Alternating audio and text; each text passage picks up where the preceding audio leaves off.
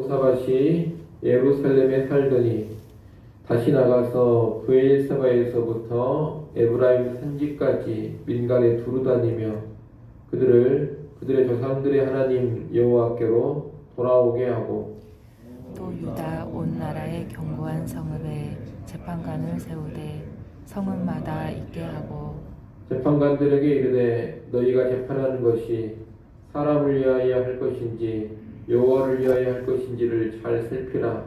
너희가 재판할 때 여호와께서 너희와 함께 하심이니라. 그런즉 너희는 여호와를 두려워하는 마음으로 삼가 행하라. 우리의 하나님 여호와께서는 불의함도 없으시고 치우침도 없으시고 뇌물을 받는 일도 없으시니라 하니라. 여호사밧이 또 예루살렘에서 레위 사람들과 제사장들과 이스라엘 족장들 중에서 사람을 세워 여호와께 속한 일과 예루살렘 주민의 모든 송사를 재판하게 하고 그들에게 명령하여 이르되 너희는 진실과 성심을 다하여 여호와를 경외하라.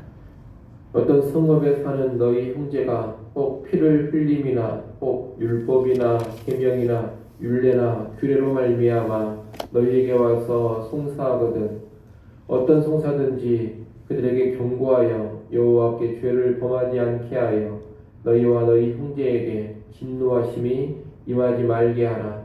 너희가 이렇게 행하면 죄가 없으리라.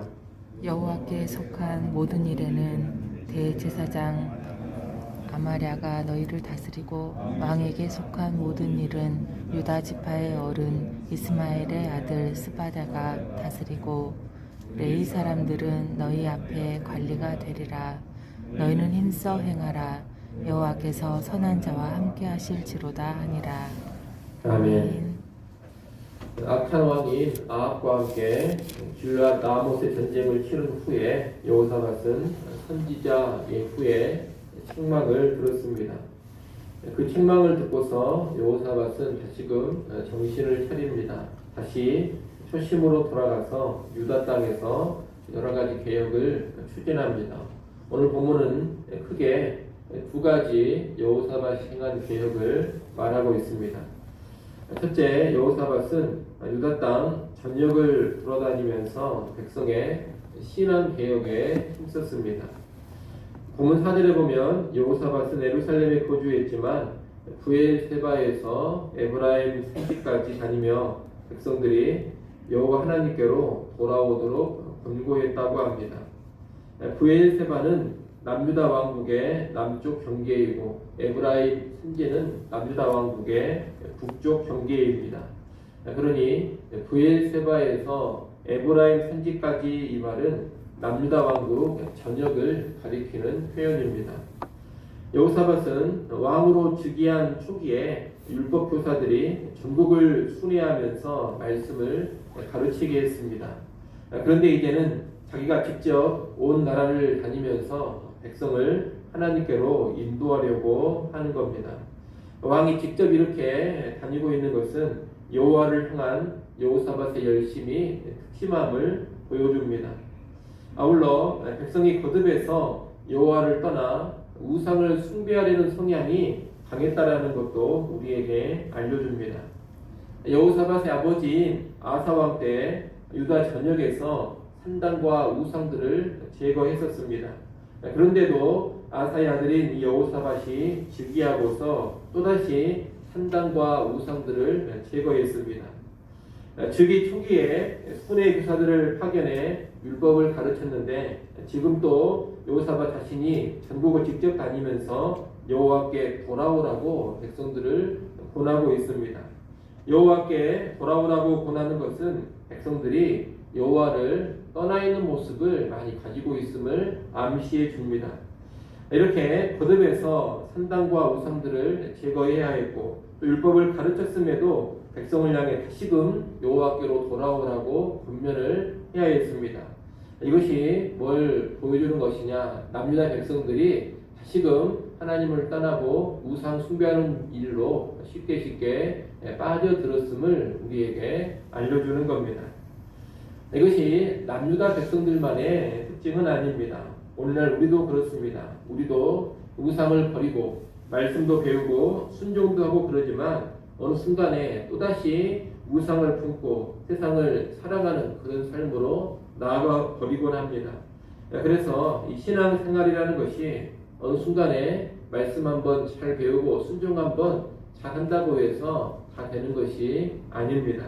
계속해서 말씀을 배워가야 되고 또 반복적으로 말씀을 배워가야 합니다. 그리고 다시금 마음을 새롭게 해야 되고 늘 새로운 결단을 하고 나아가야지만 신앙이 제대로 유지가 되는 겁니다. 이를 잘 아시고 언제나 여러분 자신을 현재적인 상태가 어떠한가 잘 살필 수 있기를 바랍니다.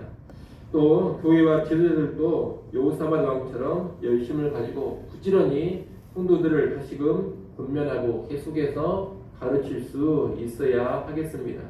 교회와 지도자는 그들의 입장에서 부지런히 말씀을 가르치고 또 성도들은 성도들의 입장에서 늘 자신을 살피면서 말씀대로 순종하고 있는지 여호와만을 섬기고 있는지를 잘 돌아볼 수 있어야 합니다.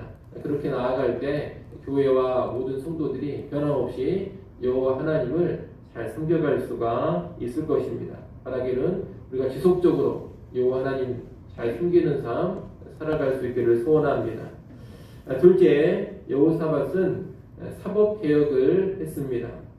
이 사법개혁과 연관해서 먼저 유다 온 성읍에 여호사밧이 재판관들을 임명했습니다. 그 내용이 오늘 본문 5절부터 7절에 나옵니다. 여호사밧은 유다 온 성읍에 세운 재판관들을 향해서 철저하게 여호와를 의식하면서 재판하라고 당부합니다. 사람을 위해서가 아니라 여호와를 위하여 재판하라고 합니다. 사람들과의 관계나 요구에 휘둘리지 말고 여호와 앞에서 정의롭게 공의롭게 재판을 하라는 겁니다. 그리고 여호와를 두려워함으로 불의를 행하거나 치우치지 말고 뇌물을 받지 말라고 합니다. 공의와 정의의 하나님처럼 재판을 행할 때 오직 철저한 공의에 입각해서만 재판을 하라는 겁니다.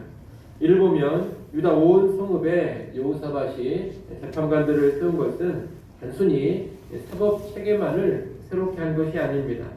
그는 여호와의 법도에 따라서 이 유다 왕국이 통치되기를 바라면서 사법 체계를 정비하고 있는 겁니다. 그러니 이 재판관들을 세운 것도 본질적으로 보자면 신앙의 개혁이라고 말할 수가 있겠습니다. 이어 여호사밧은 예루살렘의 사법 체계도 정비했습니다. 그 내용이 8절로 11절에 나옵니다. 여호사밧은 레위 사람과 제사장과 이스라엘 족장 중에서 지도자를 뽑아 여호와께 속한 일과 송사를 담당하는 임무를 맡겼습니다. 이들은 수도인 예루살렘에 있는 재판관들인데 8절 하반절에 보면 이들은 여호와께 속한 일과 예루살렘 주민의 송사를 재판하는 일을 담당했다 그럽니다. 여호와께 속한 일이란 성전이나 제사 등과 연관된 종교적인 분쟁을 가리키는 표현입니다.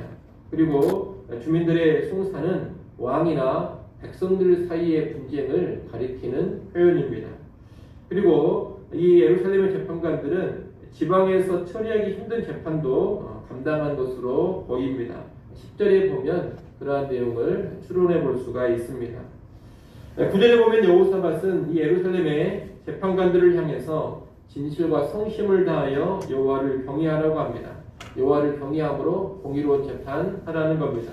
그리고 10절에 보면 각종 재판과 연관해서 백성을 경고하여 여호와께 죄를 범하지 않게 해서 여호와의 진노가 임하지 않도록 하라고 합니다. 그저 이 재판관들이 공의로운 판결만 내리는 데서 임무를 끝내지 않고 백성들의 죄 문제가 잘 해결되고 하나님과의 관계도 회복되게 하라는 권면입니다.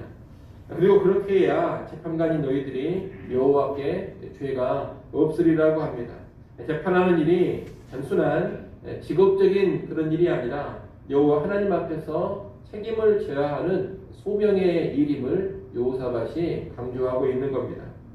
아울러 여호사밧은 여호와께 속한 모든 일, 곧 종교적인 일에는 대제사장 아마랴를 책임자로 세우고 왕에게 속한 일은 가문의 지도자인 스바랴가 책임을 지도록 합니다.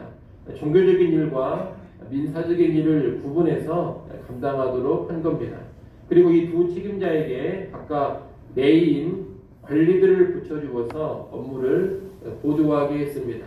끝으로 여호사밧은 그들에게 힘써 행하라고 권고하면서 그런 선한 자에게 하나님의 임재가 있으리라고 기원해 줍니다.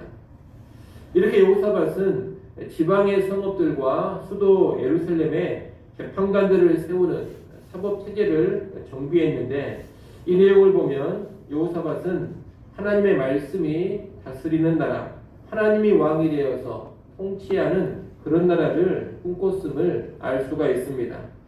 여호사밧은 단순히 정치적인 차원에서 사법제도를 개혁한 것이 아닙니다. 자기의 왕권을 강화시키거나 또는 백성의 지지를 많이 얻으려는 그런 목적으로 이 일을 한 것이 아니라는 겁니다. 그는 영적인 차원에서 사법제도를 정비하고 있습니다. 나라를 하나님 앞에 바로 세우는 방편으로 이 재판관들을 세우고 있다는 겁니다. 다시 말해 재판관들을 세운 일은 하나님의 나라를 구현하기 위한 하나의 방법이었습니다.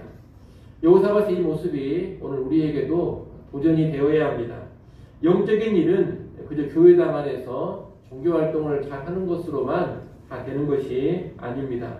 우리의 가정과 직장, 사회 그리고 나라에 하나님의 통치가 이루어지게 하는 것, 하나님의 말씀의 가치가 구현되게 하는 것, 이것이 영적인 삶, 영적인 일입니다.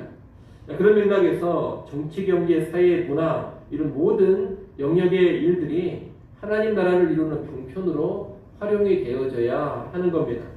여호사밧은 특별히 고대의 중요한 영역이었던 재판을 통해서 하나님 나라를 이루고자 했습니다.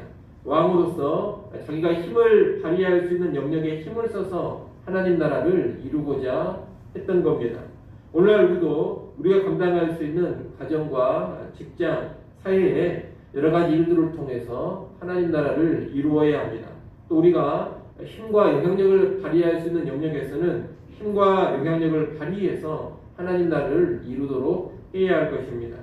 최소한 가정 안에서라도 자녀 양육이나 가정의 규범을 세우는 일을 하나님의 뜻이 구현되는 방향으로 해야 합니다. 나아가서 여력이 된다면 직장과 사회에서도 하나님의 뜻을 구현할 수 있는 여러 가지 일들을 시도하고 여러 가지 제도와 방편들을 만들 수 있어야 하는 겁니다. 아무쪼록 우리 각자에게 주어진 힘과 역량 안에서 하나님의 말씀이 구현되는 세상, 하나님의 통치가 이루어지는 그런 세상을 만드는 데 힘쓰는 우리 모두가 될 수 있기를 바랍니다. 우리 각자가 주어진 여건 안에서 말씀의 통치가 구현되는 그런 삶에 들어진다면 이 땅에 하나님의 나라가 온전히 임하고 더 강하게 확장되어 갈 겁니다. 남은 인생 그렇게 살아가는 우리 모두가 될 수 있기를 간절히 소원합니다. 기도하겠습니다.